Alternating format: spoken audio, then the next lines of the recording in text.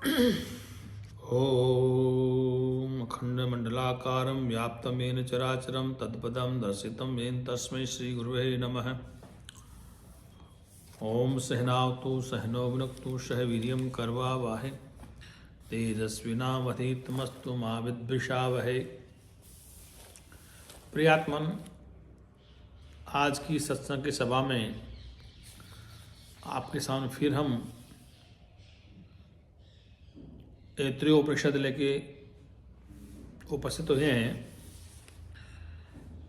तृतीय खंड में यहाँ पर अन्न रचना का विचार, उस ईश्वर ने अन्न की रचना का विचार किया कि अब संसार में सृष्टि की रचना होगी तो अन्न के बगैर ये जिएगा कैसे, जिंदा कैसे रहेगा प्राणी। तो कहा स इक्षते में नु लोकाश्च लोकपालाश्च अन्य भेज रजा इति। उपनिषद कहते हैं कि उस ईश्वर ने विचार किया कि इस लोकपाल तो हो गए, शरीर में लोक बन गए, इनके लोकपाल बन गए कर्मेंद्रियों के, अब इनके लिए अन्न रचो, मतलब अन्न के बगैर ये संसार में रहेंगे कैसे। इसलिए उसने इन जीवों पर अनुग्रह करके सर्वेश्वर होने के कारण महेश्वर परमेश्वर भी सबके प्रति निग्रह अनुग्रह में स्वतंत्रता ही है। इसलिए उसने इस अनुग्रह के लिए अन्न की रचना करी। सो अपो यावेसा मूर्ति जयंतान वेतत, ये मंत्र कहा अन्न की रचना का कि उस ईश्वर ने पहले जल को लक्ष्य करने के लिए तप किया। उन अभिनप्त आपों से जल से एक मूर्ति उत्पन्न हुई। ये जो मूर्ति उत्पन्न हुई वही अन्न है। क्या है? उस जल से उत्पन्न हुई वो है अन्न है। अन्न रचने की इच्छा वाले उस ईश्वर ने पूर्वोक्त जलों की ही उद्देश्य करके तप किया है कि जल कैसे संसार में प्राप्त हो। और जल जब उत्पन्न हो गया तो उसने कहा उन उपादानभूत अदीप्त जलों से ही धारण करने में समर्थ चराचर भूत घन मूर्ति उत्पन्न हुई। ये जो मूर्ति उत्पन्न हुई है वह मूर्ति रूप अन्न ही है। अब कहते हैं अन्न का पलायन और उसके ग्रहण का उद्योग। ये कहा है कि लोकपालों का आहार्थ, लोकपाल जो है उनके आहारार्थ मानी भोजन के लिए रचे गए इस अन्न ने उनकी ओर से मुंह फेरकर भागना चाहा, अन्न से मुंह फेंक कर भागना चाहा। तब उस आदि पुरुष ने उसे वागादिंद्रिय द्वारा ग्रहण करना चाहा वागादिंद्रिय से, किंतु वह उसे वाणी से ग्रहण न कर सका। वाणी से ग्रहण नहीं सका मतलब केवल बोलने मात्र से काम चल जाए। यदि इसी वाणी से ग्रहण कर लेता तो अन्न को बोलकर तब हो जाया करता कि अन्न रोटी रोटी करने से पेट भर जाए, तो रोटी रोटी रटे जाओ तो क्या पेट भर जाएगा? अर्थात नहीं भरेगा। इसलिए कहा गया है फिर उसने उसे प्राण से ग्रहण करना चाहा कि तो इसे प्राण से ग्रहण करने में समर्थ न हुआ। यदि वह इसे प्राण से ग्रहण कर लेता तो इस समय भी पुरुष अन्न के उद्देश्य से प्राण क्रिया करके तृप्त हो जाता। फिर क्या कहा कि उस ईश्वर ने उसने इसे नेत्र से ग्रहण करना चाहा कि भोजन को आंखों से देख ले, क्या तृप्ति हो जाएगी? नहीं हो, परंतु नेत्र से ग्रहण करने में समर्थ न हुआ। यदि वह इसे नेत्र से ग्रहण कर लेता अभी तो भी आज भी पुरुष अन्न को देखकर ही तृप्त हो जाता। भोजन को देख के शांति मिल जाती, तृप्ति हो जाती, नहीं होता। उसने इसे श्रोत्र से ग्रहण करना चाहा किंतु वह श्रोत्र से ग्रहण न कर सका। यदि वह इसे श्रोत्र से ग्रहण कर लेता इस समय पुरुष अन्न को सुनकर ही तृप्त हो जाता। पर अन्न के बारे में चर्चा सुन के ही ये रसगुल्ले ऐसे होते हैं, मिठाई ऐसी होती है, बाजरे की रोटी ऐसी होती है, सब सुन के तृप्त हो जाता। लेकिन ऐसे काम नहीं चला। फिर अगला कहा है उसने इस त्वचा से ग्रहण करना चाहा, मतलब स्पर्श करके, त्वचा को स्पर्श करना, किंतु त्वचा से ग्रहण न कर सका। यदि वह उसे त्वचा से ग्रहण कर लेता, मतलब छूने मात्र से ही, भोजन को छूने मात्र से अगर भूख तृप्त हो जाती, तो इस समय पुरुष अन्न को स्पर्श करके तृप्त हो जाया करता, लेकिन ऐसा भी नहीं हुआ। उसने इसे मन से ग्रहण करना चाहा, किंतु वह मन से ग्रहण न कर सका, मनन करने से काम चल जाए। यदि वह उसे मन से ग्रहण कर लेता तो इस समय भी पुरुष अन्न का ध्यान करके ही तृप्त हो जाया करता। जैसे हम ध्यान करते हैं तो मन के द्वारा ध्यान कर लेते हैं तो हमारी भूख शांत हो जाती, लेकिन ऐसा नहीं हुआ। उसने इसे शिशन लिंग से ग्रहण करना चाहा, परंतु वह शिशन से ग्रहण करने में समर्थ न हुआ, लिंग के द्वारा ग्रहण नहीं किया जा सकता। यदि वह इसे शिशन से ग्रहण कर लेता, लिंग के द्वारा ग्रहण कर लेता, आज पुरुष अन्न का विसर्जन करके ही तृप्त हो जाता। क्या करता? अन्न का विसर्जन करके तृप्त हो जाता, लेकिन ऐसा नहीं हुआ। अपान द्वारा अन्न ग्रहण, अब यहां कहा कि फिर उसने इसे अपान से ग्रहण करना चाहा अन्न को, और उसे ग्रहण कर लिया।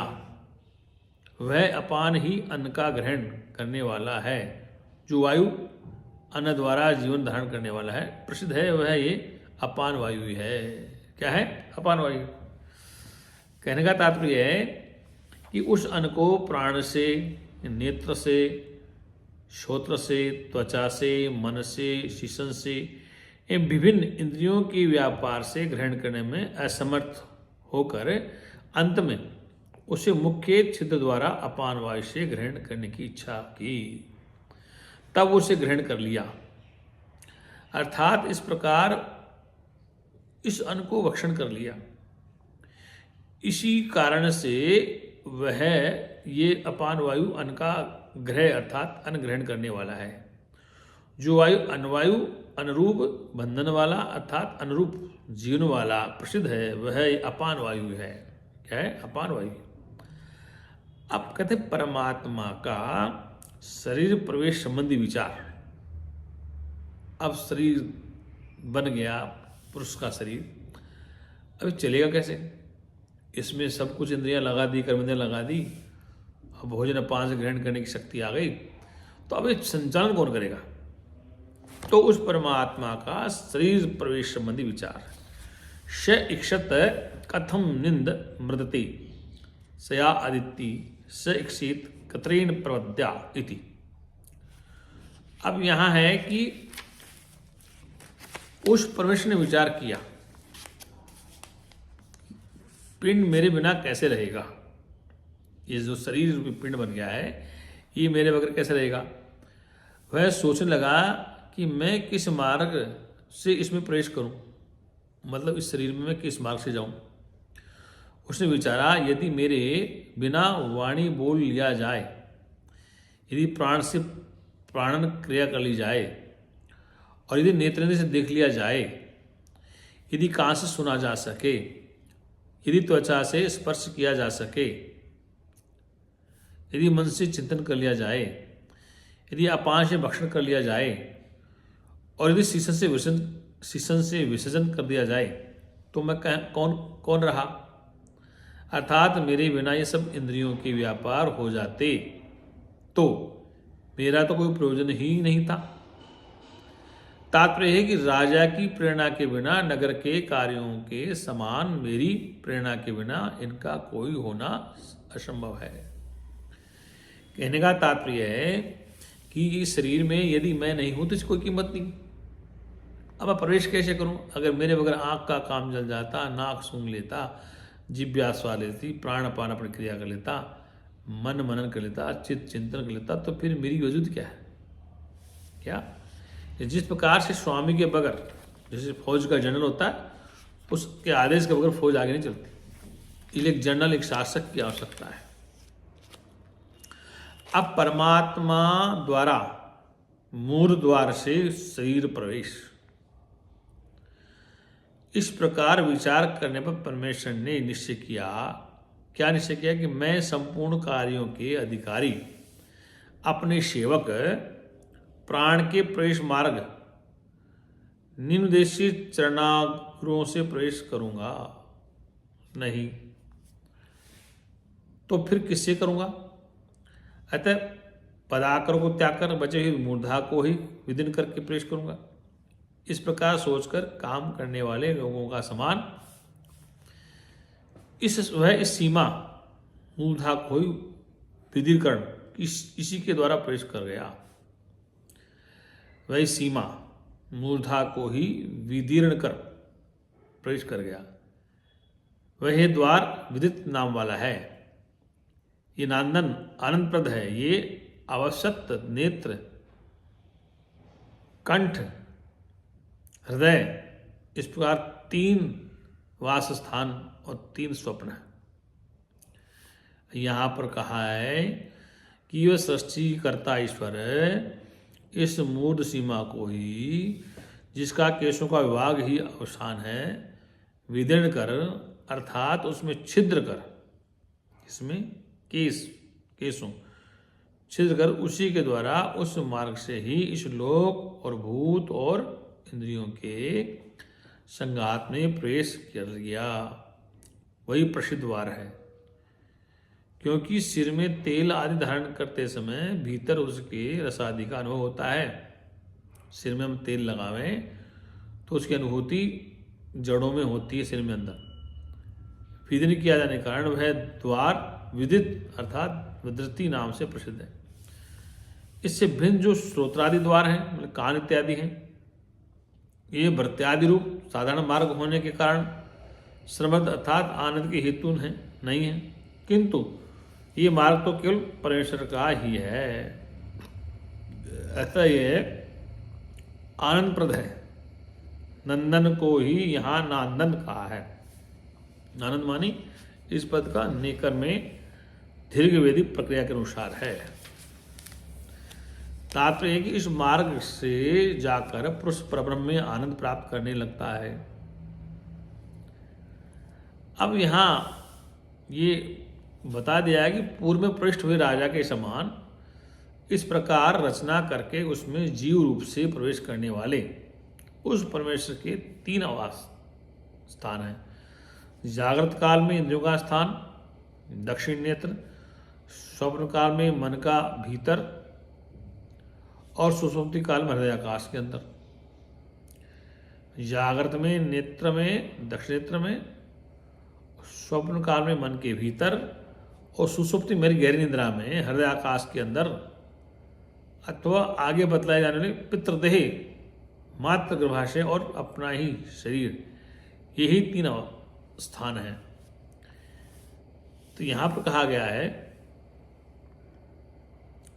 कि जीव का मोह और उसकी निवृत्ति। अब क्या है कि इसमें ईश्वर रूप से जो था वो जीव रूप में ग्रहण हो गया देह में, और वह जागृत स्वप्न सुषुप्ति नाम के 3 स्वप्न हैं। यदि कहो कि प्रबोध रूप होने के कारण जागृत स्वप्न नहीं है, तो ऐसी बात नहीं। वह भी स्वप्न ही है। किस प्रकार? क्योंकि उस समय परमार्थ आत्मस्वरूप के बोध का अभाव होता है और स्वप्न के समान असत वस्तुएं दिखलाई दी करती हैं। उस अवस्था में वह दक्षिण नेत्र ही प्रथम है, मन का अंतर्भाग द्वितीय है और हृदयाकाश तृतीय है। ऐसे जो 3 बार कहा गया है, ये पूर्व कथित का ही अनुकीर्तन है। ये कहने का तात्पर्य क्रमशः आत्मभाव से रहने वाला ये जीव दीर्घ काल तक स्वाभाविक अविद्या से गाढ़ निद्रा में सोता रहता है और अनेकों सत सहस्त्र अनर्थों की प्राप्ति होने वाले दुख रूप मुद्गुरों के आघात के अनुभव से भी नहीं जगता। ले जी सोया हुआ है, सहस्त्र अनर्थों के होते हुए भी वो लंबी स्वाभाविक अविद्या में सो रहा है। अब यहां कहा है कि जीव का मोह और उसकी निवृत्ति। एतरियो उपनिषद, एतरियो उपनिषद, तो जीव का मोह उसकी निवृत्ति के बारे में श्लोक बताया है। स जातो भूता अन्य भी ख्यात किम हैनम वाव अधिष्ठति स एतमेव पुरुषम ब्रह्म तत्तमं पश्यत इदम दृश्यमिति। इस प्रकार शरीर में प्रवेश करके जीव रूप से, शरीर में प्रवेश कर जीव रूप से उत्पन्न हुए उस परमेश्वर ने भूतों को